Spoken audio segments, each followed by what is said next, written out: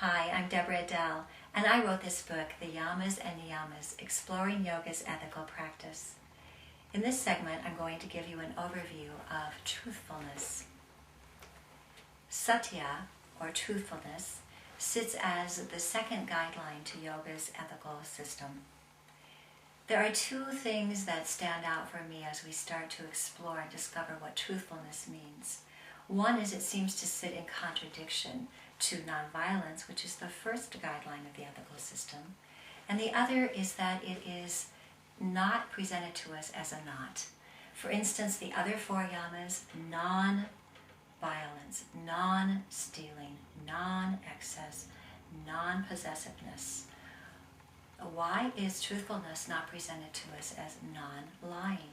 What is this extra amount that's being asked of us? I think what the yogis are inviting us into is to live the realness and the fullness and the uniqueness of ourselves rather than the shoulds of ourselves, or rather than the image of who we wish we were. And this is very bold. This is a very bold step to actually present ourselves as the real us, to actually go out fearlessly and to live this life that we came here to live, this calling of our soul. The other interesting thing is this contradiction with nonviolence and truthfulness, these first two guidelines to the ethical system. And I think what they do is they sit as partners to really balance out the fullness of the expression of these two guidelines. For instance, it's pretty easy, I think, sometimes to let nonviolence be this kind of wimpy cop-out. Like, I can pretend that I'm being nonviolent when really I'm scared and I'm backing down. The other thing about truthfulness is that it can be a brutal weapon.